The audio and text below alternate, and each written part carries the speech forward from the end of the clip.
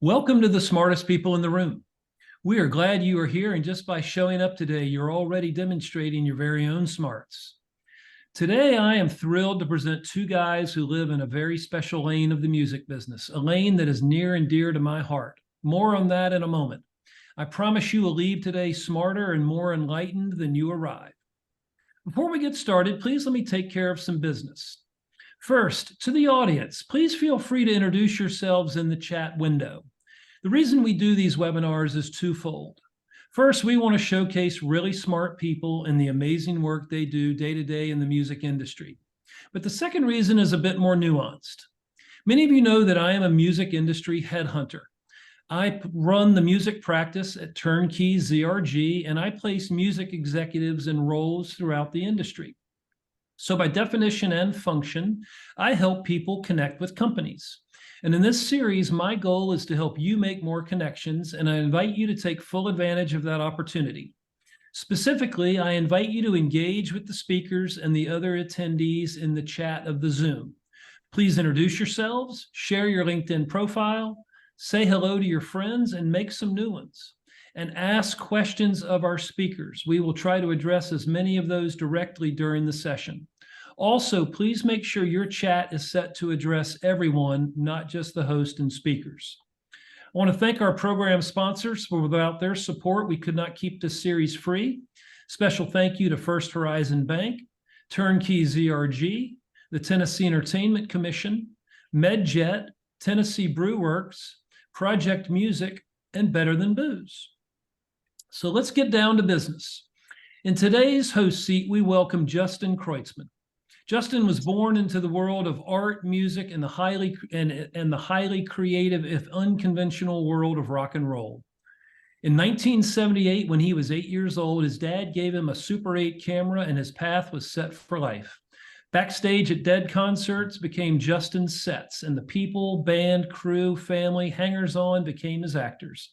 Justin has worked on many high-profile projects with music legends such as the Grateful Dead, obviously, U2, Motley Crue, Yoko Ono, Sean Lennon, Perry Farrell, Lynyrd Skynyrd, Don Was, Lou Reed, John Mayer, Emmylou Harris, Mavis Staples, Dr. John, Stone Temple Pilots, Pete Townsend, and The Who, just to name a few of them.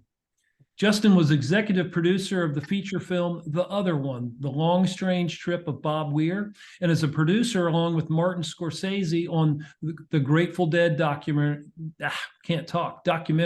called Long Strange Trip. Justin's film Break On Through, a celebration of Ray Manzarek and the Doors, won Best Feature Film at the Asbury Park Music and Film Festival. Let There Be Drums, starring Ringo Starr, Taylor Hawkins, Stuart Copeland, and Chad Smith, as well as his father, Bill Kreutzmann, and fellow Grateful Dead drummer Mickey Hart, came out in 2022. It's a passion project Justin directed, co-edited, co-wrote, and produced. Currently, he is directing the definitive feature documentary on the life of Jerry Garcia. Welcome, Justin. It is an honor to have you here today. Oh, thank you for having me. That was a mouthful. I'm tired just listening to myself. Hang on. There's more. Oh no. Enough about me. And joining Justin as today's featured guest is Jonathan Shank. Jonathan has always sought out the open and underserved spaces in the live music entertainment industry, helping him create hugely successful family-driven touring franchises and non-traditional tentpoles in markets often overlooked by large corporations. As the CEO of Terrapin Station Entertainment, which is a joint venture with Sony Masterworks, the LA-based Jonathan has firmly placed himself at the unconventional intersection of artist management, event production, immersive installations, talent development, and community enrichment. A music obsessive who has worked with everyone from the Bob Marley estate to the Grateful Dead's Mickey Hart, Jonathan is a recognized pioneer in bringing beloved intellectual property to the live stage with productions such as Disney Junior Dance Party on Tour, Peppa Pig Live, and the Fresh Beat Band Live. As part of his extensive work with Mickey Hart, he also has earned a Grammy Award in 2009 for his role in creating the groundbreaking album Global Drum Project. In 2020, he received the TJ Martell Trailblazer Award for his work producing such charity events as the Homeward Bound concert and a tribute to the music of Linda Ronstadt. This year, he announced the expansion of Terrapin Sports, adding 9 MLS stadiums and teams and 16 total, including MLS, MLB, and NFL franchises, as well as Terrapin's acquisition of Black Ink Presents. It is my pleasure to welcome these two rock stars to our platform today. Take it away, boys. I don't know about Tom. Thank you. Yeah, we're just hanging out behind the rock stars. I am, at least, and getting inspired by them. But thank you so much, Tom, and it's an honor to be here. And Justin, great to be here with you and see you again. Hopefully this can be inspiring for everybody who's having a chance to listen, and certainly happy to address anybody's questions.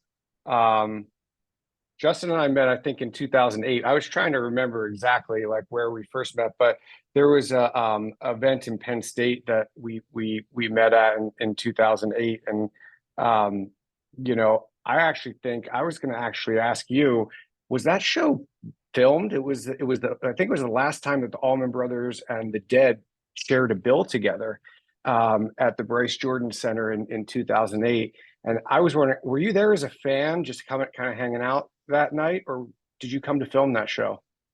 I don't know if I would call myself a fan. More like I lost a bet, I think is why I was at that. I do remember a film crew there. I wasn't part of it, so I don't really have a lot of the details, but I know they were shooting for something. So the footage is out there somewhere, but I've never seen any of it.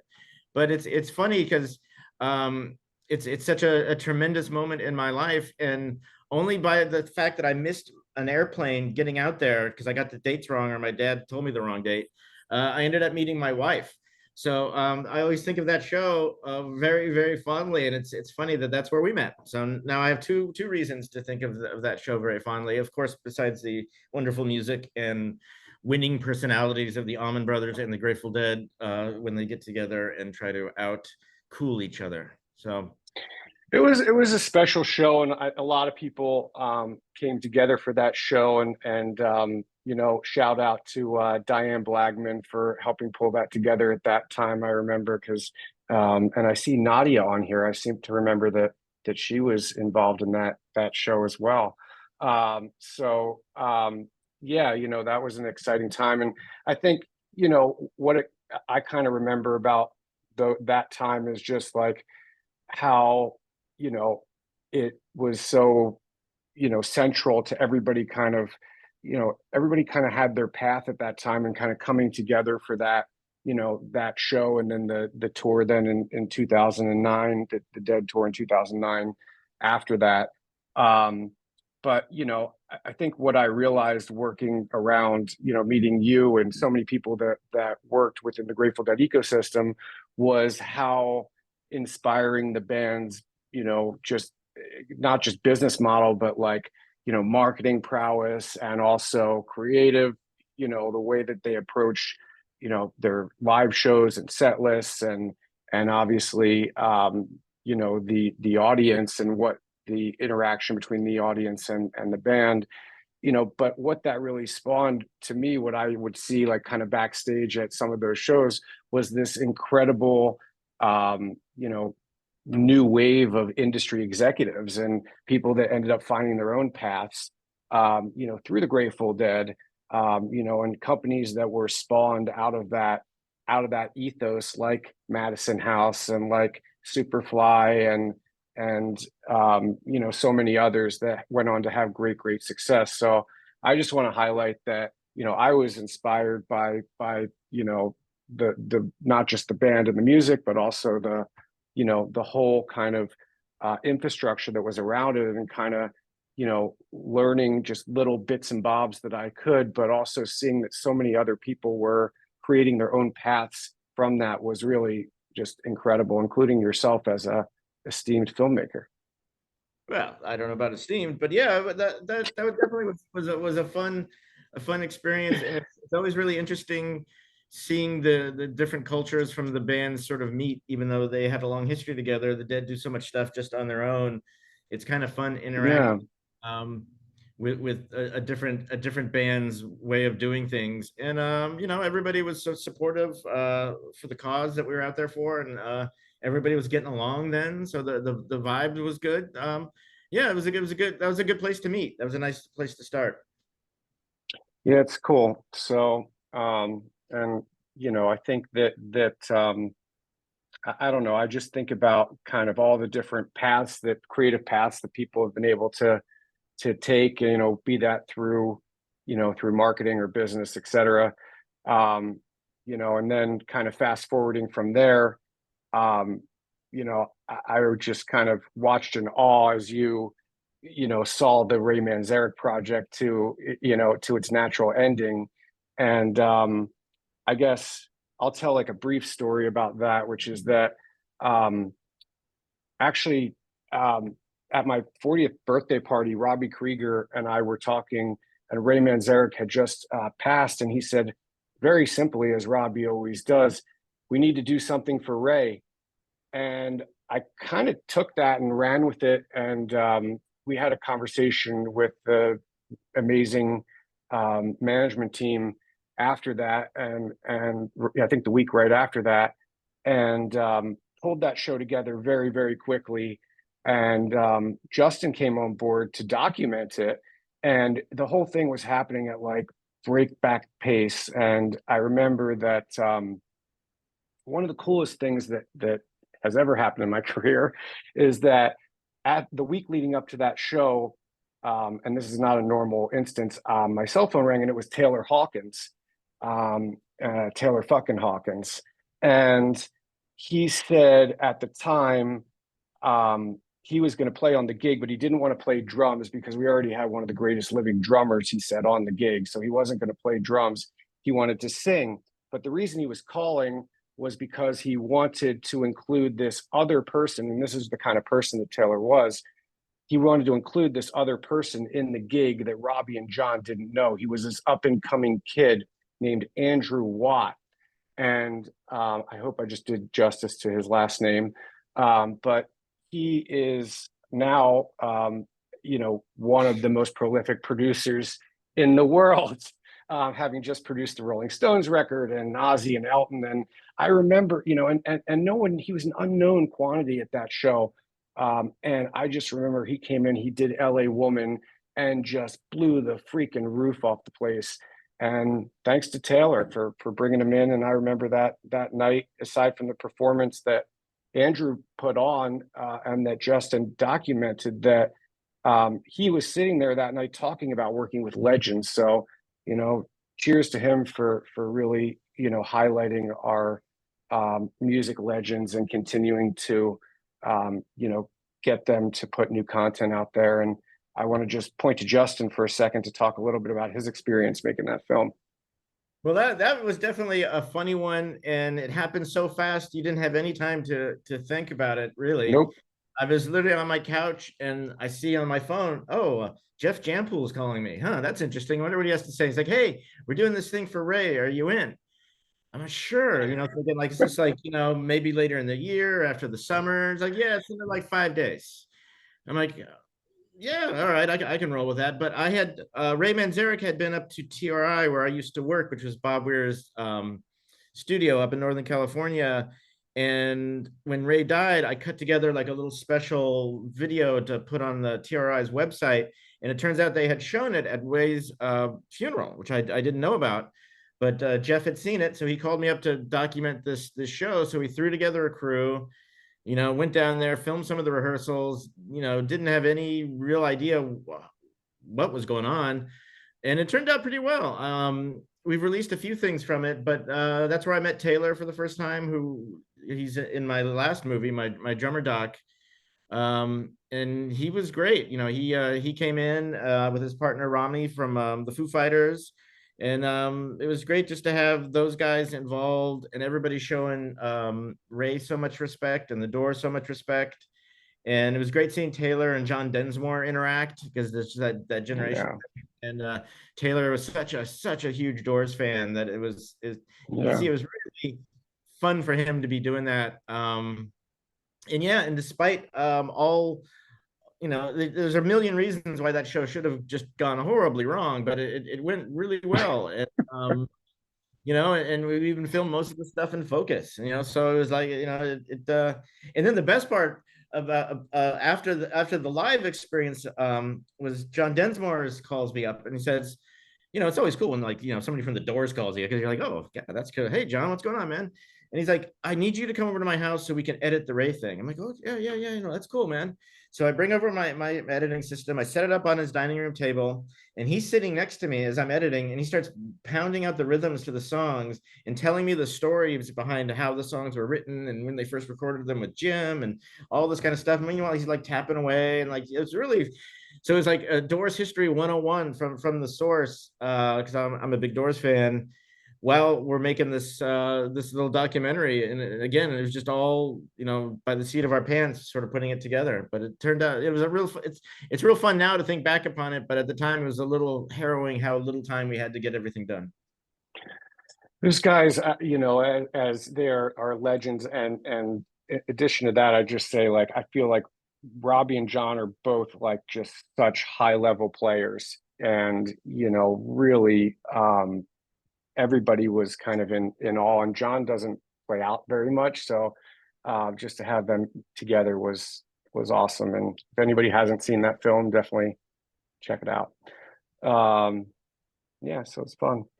Where can they check it out? It's not out anywhere. I mean, there's nowhere to see I it, is see. there? Yeah. Well, They come over to your house. Yeah. Yep. Well, what else? Are there any questions in the chat? Let's see. Oh, I see Blau, Favre, and Tucker here. Shout out to them.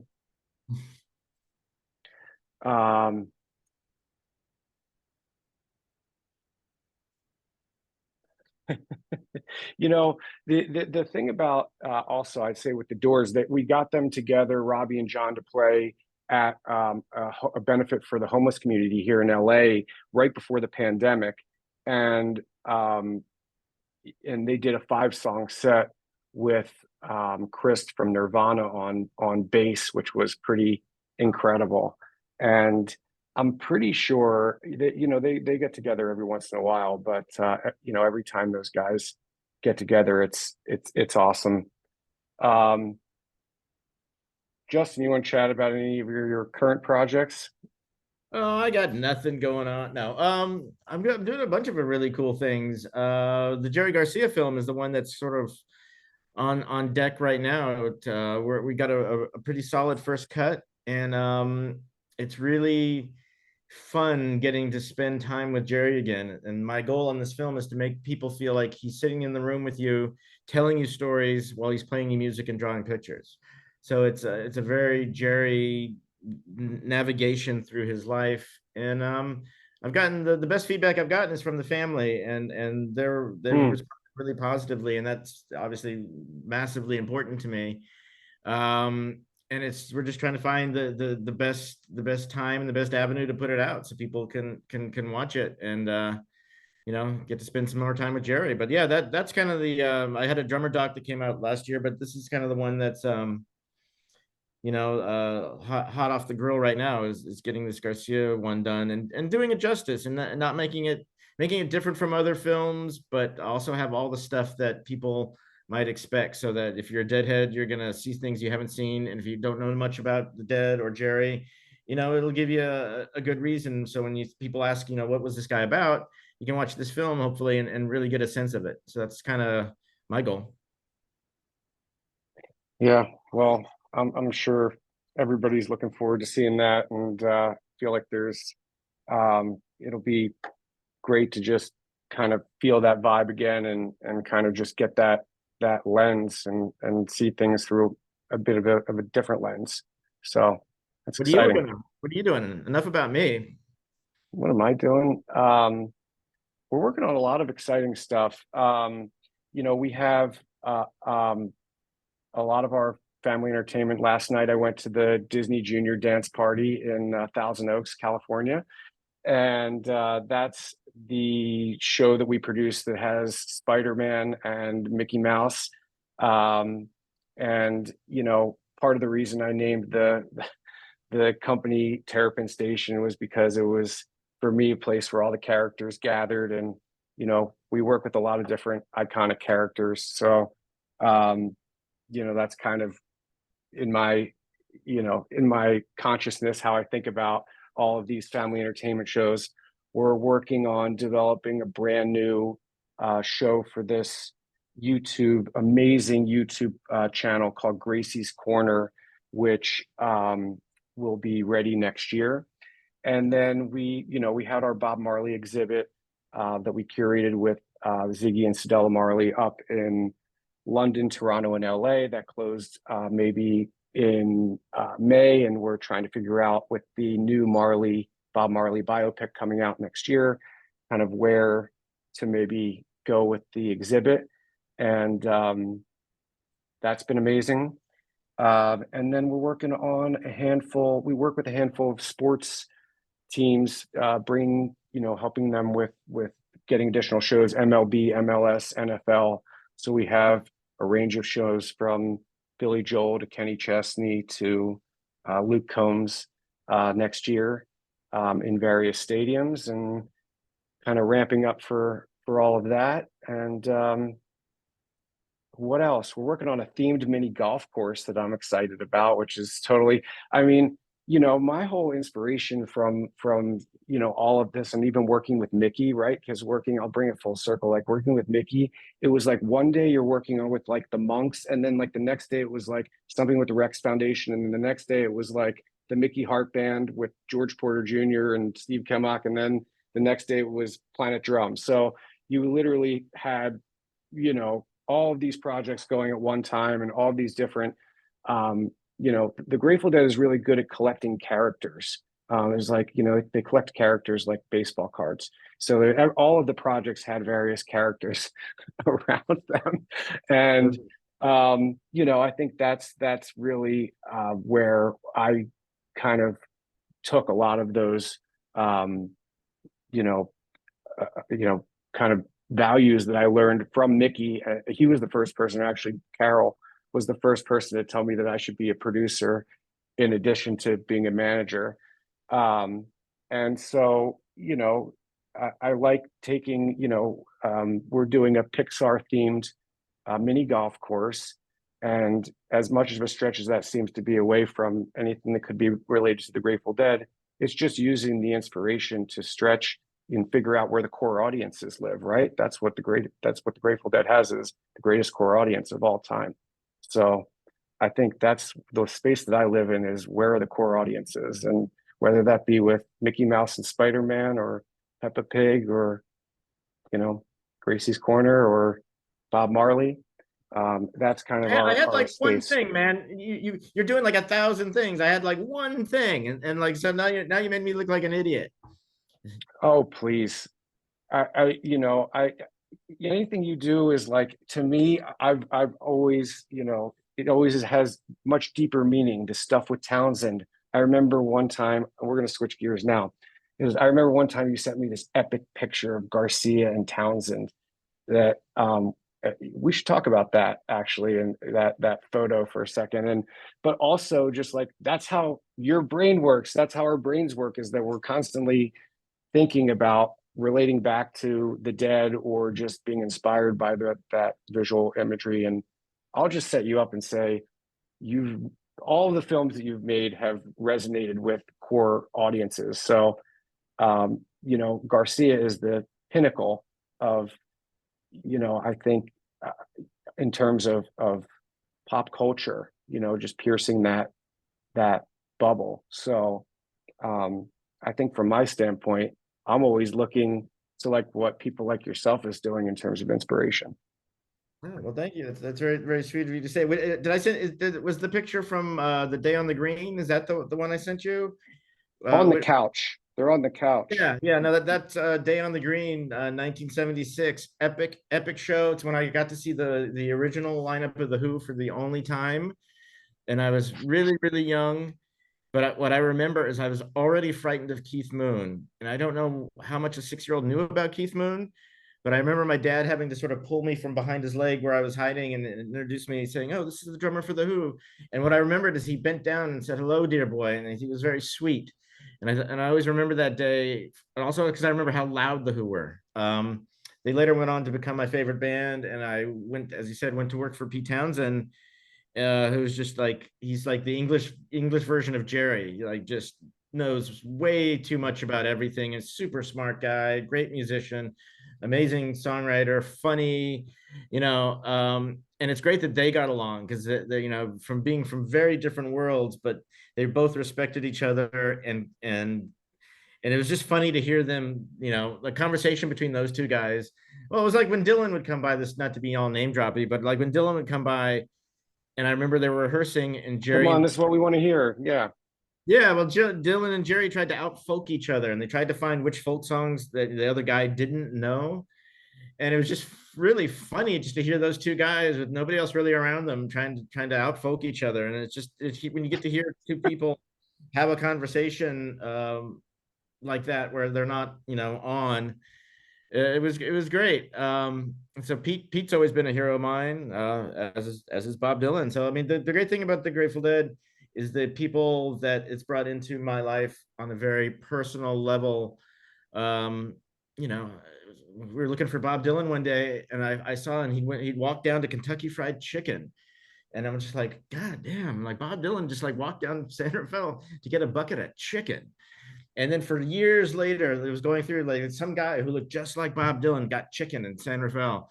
But it was him. It was definitely him. So just, I know those aren't like real monumental rock and roll stories, but I just love the real personal stuff. Just those little moments that you have with somebody that are really sort of funny, and you had to be in that situation to be able to sort of participate in it. Yeah, Mickey and I went to Chili's one time and wrote a set list. Exactly. The funny thing is we were ordering food, right? And so everyone's looking for Dylan. What does Bob Dylan like to eat? I don't know. Does he have any food requirements? He didn't bring, because he came up there, he didn't bring any people with him. It was just him. He didn't have a manager or a roadie. There was nobody. It was just Bob. So we all had to kind of figure out what Bob wanted.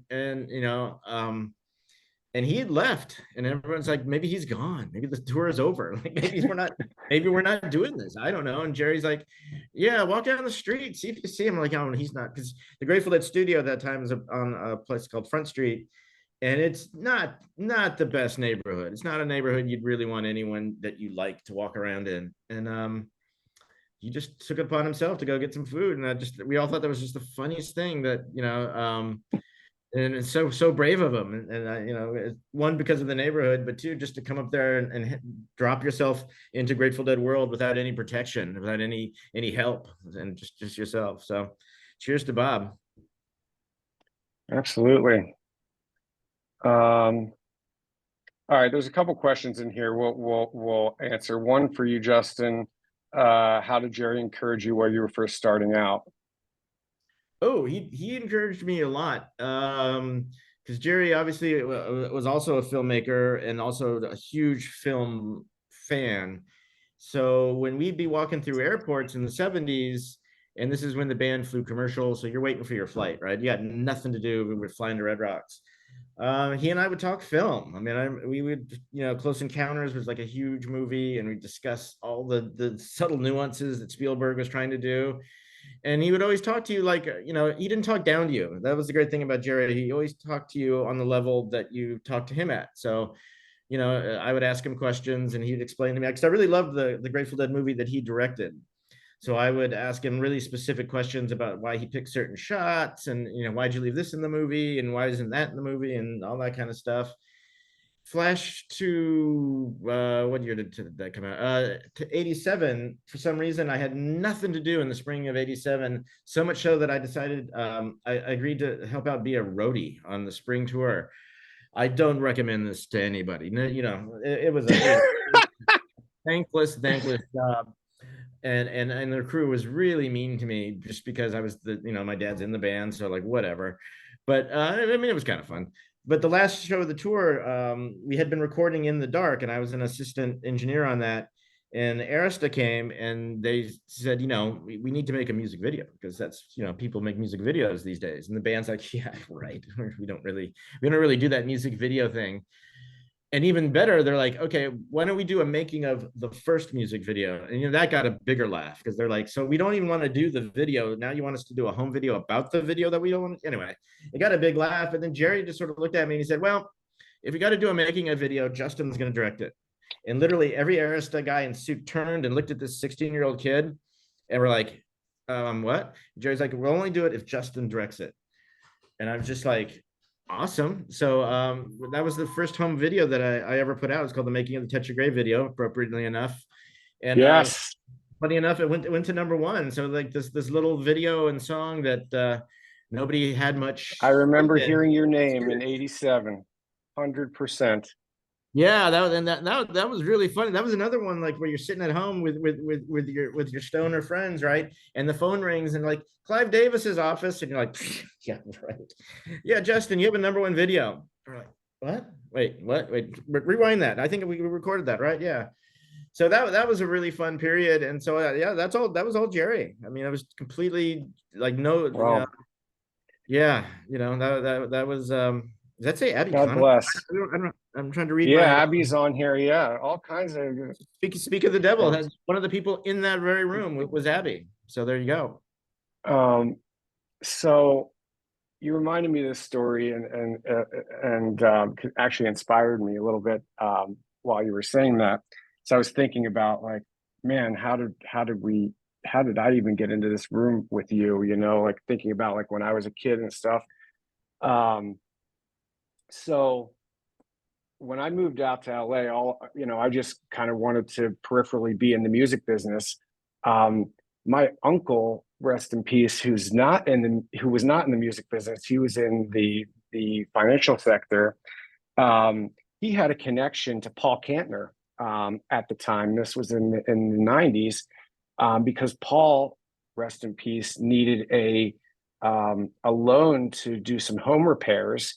And my uncle ended up being the lawyer on the deal to get Paul the loan. I know this all sounds really crazy, but long story short, when I came out to LA, I somehow found my way to get to Kantner through my uncle and through his agent at the time. And so one of my first real interaction with anybody in the music business was Kantner. And I very quickly got a job as an assistant. Well, I shouldn't say very quickly. It took a few months, a little bit of convincing. I got a job as an assistant. But then Kantner would send, at the time, he would send me cassette tapes. And I would have to go through the cassette tapes and kind of figure out which songs they were going to play live. And then, he gave me a list, and I would kind of take them out of the cassettes, make a new mixtape that we would send to the other musicians in the band. So that's how that rolled at that time. We would get faxed offers. And the other thing I remember is when I first got that job is that they told me to go pick up this guy, Jimmy Herring, at the airport. And so I went to pick up Jimmy Herring, and I picked him up. This guy had no one Grateful Dead song. And he was going to be in Jazz is Dead. And he had done ARU, and he gets in the car, I remember, and it was a whole thing, back to those personal moments. Like, it was all very like humble. I think we stopped at In-N-Out Burger, and I played Blues for Olive for him, top to bottom. Like, hey, this is the album you're going to be playing with Bill Cobham and T. Lavitz and Alphonso Johnson. And, I remember the next day I sat down for breakfast with Bill Cobham, and that guy was, oh my God, what unbelievable human and drummer. But all of a sudden, Jimmy gets up there and he's crushing it. Next thing I know, he's the guitar player in The Dead. It's a couple of years later, I'm thinking in my head, God, I just picked up this guy up the airport a few years ago, and he's, barely knew the catalog. So, pretty amazing to watch some of that development. And I think the post, the jam band world that emerged in 95 after Jerry passed, kind of birthed all of those, a lot of those musicians to the next level, and birthed a lot of those bands. And, I think the scene that we have now is kind of a testament to how strong the fan base and all of these people that are, here listening today, like that's what it's all about, So I got a lot of encouragement from, at that time, Kantner and Cassidy and, John Kay from Steppenwolf, I remember, who I didn't even work with, just like sat me down in the lobby of a office and just told me to keep going. And I think that, you kind of need those moments of getting, like you had with Jerry, of people just giving you a little bit of a lane to do what you do. And I think that's the inspiration right there. Yeah, and then people like Abby had to deal with some 16-year-old kid who had never done a video before. So, it was that was certainly fun. I remember going to Arista Records with a suitcase, because I heard that if when they're trying to woo you, they're going to give you a lot of free records, right? So I went down there and just came out with all the free Arista records. And that, I don't know, that's just a self-serving memory, but yeah, that was a great experience. So I sort of blame Jerry and owe him for all this stuff on many levels of both inspiration and direct. We'll do this if Justin directs. So, God love him. Somebody asked about the name Terrapin Station, and I guess the joke is you've got all the Grateful Dead lawyers on this call right now, so maybe maybe the question should go to them. I also noticed there's Terrapin Station Lawn Care and many Terrapin stations around the world. So that's where you got it, right? Wasn't it the lawn care place? The lawn care, exactly. Yeah. I know my lawn University of Maryland and lawn care. Yeah, definitely. Never looked better than Terrapin Lawn Care. Can we get some money for this if we just keep talking about them? Maybe, yeah. I'd love Terrapin. There's Tom's in charge of the royalties, I heard. Or we can check with Blaufarb afterwards. Let's see. What else is going on in here? Who do we give credit with giving a start? I mean, this start happened with a lot of the Jazz is Dead and Marshall Tucker Band and Jefferson Starship, but really it was Mickey, that was the major lift, because without that, probably don't get the job with Irving Azoff.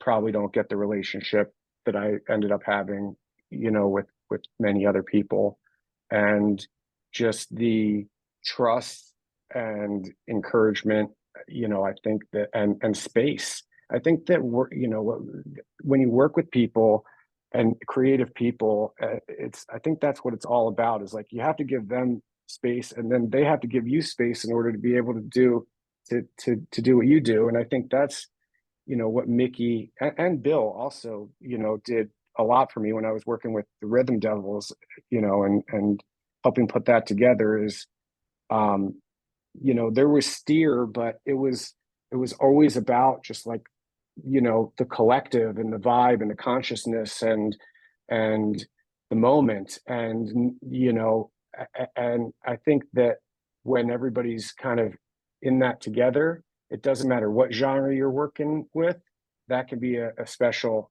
a special thing.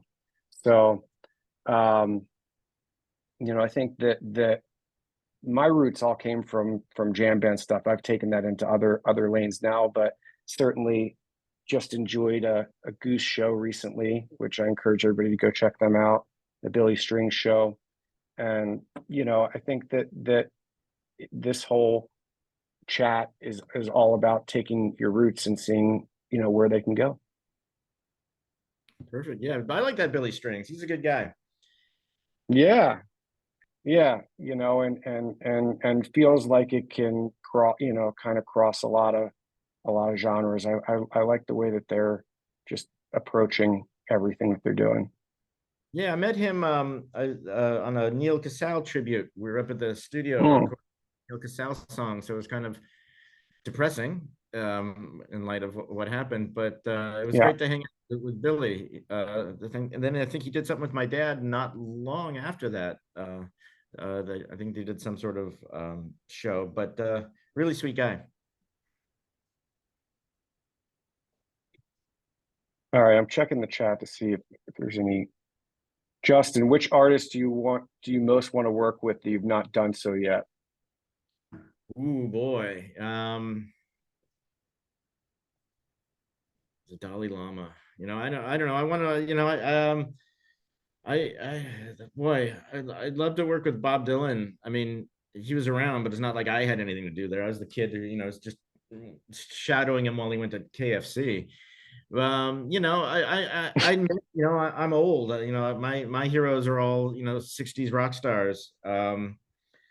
I've never worked for the Rolling Stones, and then, unlike Andrew Watt, I didn't explode after the Ray Manzarek tribute show and become some sought after producer. That's funny. I ran into Andrew. I'll change topics real quick. He was backstage at a Who show here in California, and I remembered him from the Ray Manzarek show. This is before he did Ozzy and had totally become a really famous producer. But I've run into him a few times, but not since he's really exploded. But I love the Stones. I love all those kind of people. I know that's so sort of obvious, but and I'm so blessed to have worked with so many people already. I don't feel like I'm lacking. I feel just really, really lucky that all the people that have come into my life and the opportunities, and getting to edit a movie with John Dinsmore telling you Jim Morrison stories, and just stuff that I'll have with me forever. And I never take any of that for granted or feel entitled just because my dad played drums in a rock band. It's all really special stuff, and it's really important to who I am to never take that stuff for granted, and always appreciate the people and places that were brought into my life. I don't know if that answered that question at all. Amen. Yeah, I think I touched on a I little. think it did. No, you did. I think you hit it. I think you hit it good. I can't see the comments, unfortunately, so I'm not ignoring anybody. If somebody, this is I got you. I got you. Yeah. So I just, if anybody's asking stuff, I'm not ignoring you. I just I don't see you. I don't see you, but Jonathan does. Tom, any other questions that I'm missing right now? I'm trying to come through here. I do have a treat for everyone. Compliments of John Blaufarb, who sent this a moment ago. You guys want to talk a little bit more yeah. about that? That's the photo. Yeah, that's the one. That's Day on the Green, 1976, in the BGP dressing rooms or trailers that they had behind the stage at Oakland Stadium. And that's one of those, you wish you were a fly on the wall, because whatever they're talking about is probably really interesting. And rumor has it, Pete was trying to convince Jerry that if they did the same show every night, they'd get a little tighter. And Jerry said he liked that. So that's two different opinions on what makes a tight rock show, because Pete told him that the Who had been playing the same set for 2 years, and I think Jerry literally fell on the floor thinking about that reality. But yeah, I mean that's what happens when two guys get together, killing time before a great Day on the Green show. I've seen a lot of great shots of Jerry over the years. I've never seen this one. That's fantastic. Thank you, John, for sharing that. You all carry on. Yeah, that photo is actually taken by a guy named Snooky Flowers, who was the Dead's official photographer in 1976, but he was also the saxophone player in Janis Joplin's band, who passed away recently, unfortunately. Little side note there, in case anybody. There's got to be so many photos that have not been published that are out there still. There some are storage wars episode waiting to happen. There's a lot of stuff, there's a lot of stuff that you find And I'm not going to give away any secrets here necessarily, but for this Jerry film, people found some stuff in their closets, I'll say, which is actually true, that I had hoped existed, didn't know existed, but was quite excited to find that not only did it live, we can now use it in our film. So there'll be some surprises, even stuff that goes back to like 710 and Haight Ashbury, some surprise content that I think people are going to be really excited about. And it's just that thing, we've been asking for it for years, looking for stuff, and every project, I mean, I kind of work on every Grateful Dead project that comes around. And so we always go to all those sources looking for different stuff. And for some reason, this Jerry project, the light shined on us, and people turned over some stuff that was really special. So I can't wait for people to check it out. That's amazing.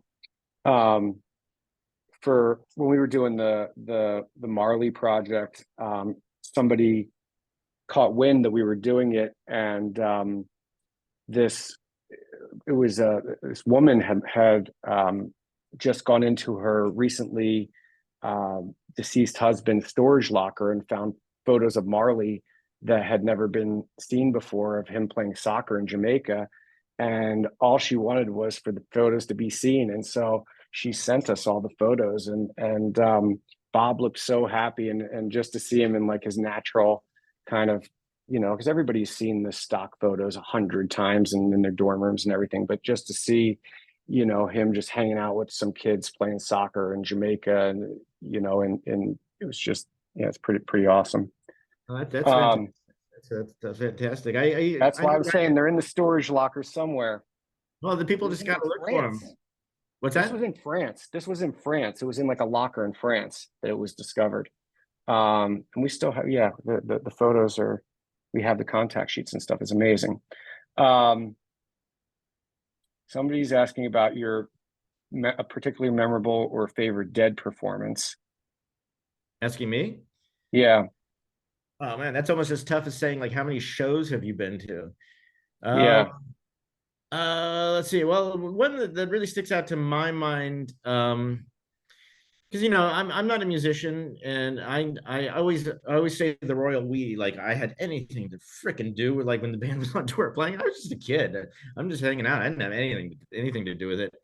But when you're sort of in the zone and you're with those guys, and you can feel the energy from the fans and the band, and you really get a sense of how magical that is. It was at Alpine Valley once, and Brent Midland used to have like 186 Leslie cabinets. That's a little bit of an exaggeration, but Leslie cabinets are where you play the organ, and so he'd set them up all over the stage. So they would go into Give Me Some Lovin', and he'd do that riff, and the whole stage would start to shake. Da, da, da, da. And I remember the roar from the crowd was so intense coming back that the band, like the tempo of the song went up like 50%. And it was just such a cool feeling.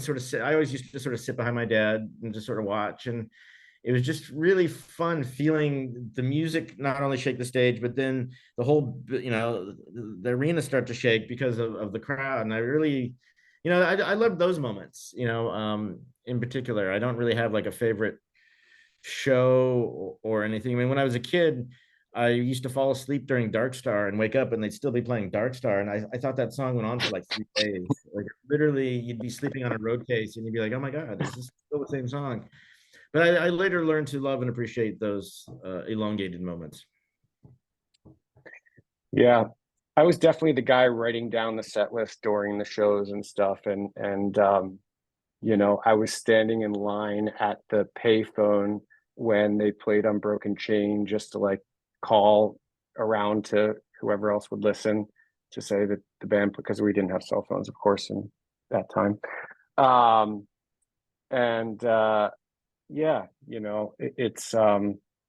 It's all a dream. So that's what I would say to that. I'll also say, which has nothing to do about a memorable performance, is that I actually thought I was starting to take it personally that I went so many shows in a row without the Dead playing Terrapin Station.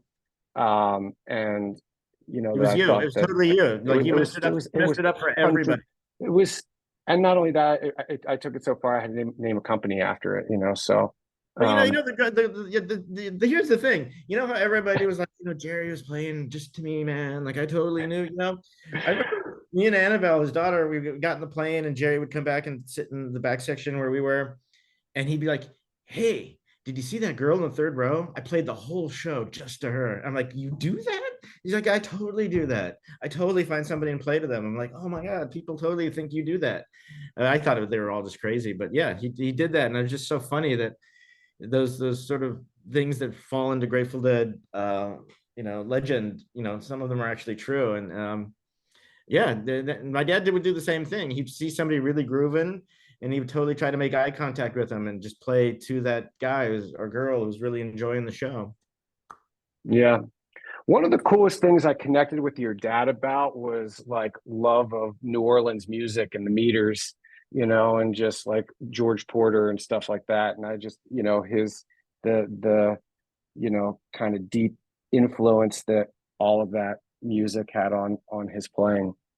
I think for me was, just ran deep for sure. Obviously, I went to Tulane and lived in New Orleans, et cetera. So, Oh, my, um, my, my grandmother's from New Orleans. yeah, I remember sitting around and listening to some Meters records with your dad and just talking about how deep the pockets were and stuff like that. And, that was, just a true appreciation for that syncopation and that rhythm. Somebody is saying, how long will the Jerry doc be? Um, As long as Dark Star. it'll be long enough to keep you entertained and not too long to bore you.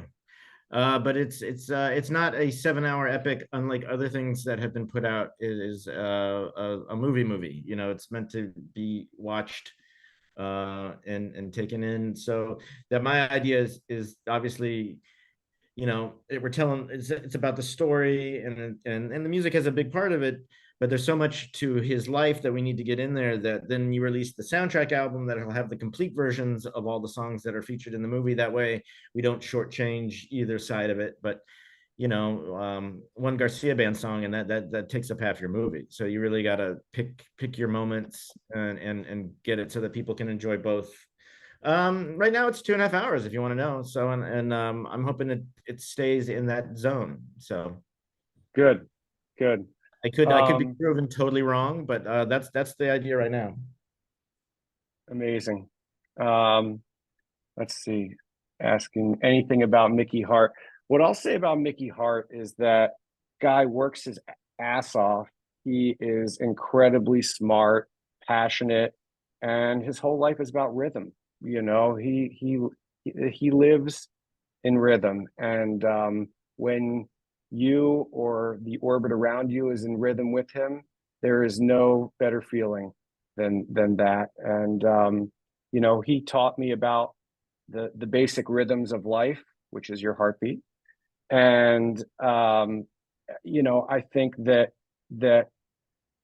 I would see him sometimes in the morning, and he'd be curing his bonsai trees and thinking about music, and just what I would say is, if you're in his orbit, then you're in his orbit, and you're like he treats everybody like family, and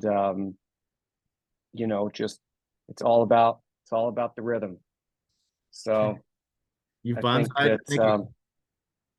yeah, and that I think that there's just a lot of obviously, just he I love what he says about taking a little bit of this vibe or spirit, and taking it out into the world, and doing some good with it. And I think about that a lot, and just taking a little bit of the Grateful Dead spirit, or whatever spirit it is that's um, kind of inspiring you, and taking that out in the world, and just kind of sprinkling a little bit of that out there. And you know I should pay him a royalty because that's his line and not mine, but I kind of try to think about that a lot. And you know I know that I think he's said that at some shows, and in other places, but I think that that's a meaningful place for us to kind of, you know, maybe wrap this up and just say that we're all kind of taking a little bit of that spirit and putting it out into the world. And, you know, Justin is the embodiment, I think, of that in so many ways, you know, and has, you know, put so much of his life into making sure that these stories are told properly, and that you know, this content gets out there. So, you know, I think that, you know, I think for all of us, we're all kind of just trying to follow that lead of taking a little bit of this spirit and putting it out into the world. Well said. Well said. Totally. Well, boys, let me jump back in here and first say thank you for all the great work that you've done to extend the legacy of the Grateful Dead. You two have had a remarkable opportunity in your lives and your careers to marry, you know, your passion with, you know, business. And so you cracked the code, which is awesome. Justin, we can't wait for that doc. And I put in the chat a moment ago, I vote 3.5 hours. So pick some of that stuff up off the cutting room floor and put it back in. It's always the DVD bonus, always the bonus. To the audience, thank you for your attention today. I promised you that you would leave today more inspired than you arrived. And I think Jonathan wrapped it up with the perfect sentiment. So I'm going to leave it there. Be nice to everybody and look forward to seeing you again soon. Happy Thanksgiving, everyone. Thank you. Thank you, guys.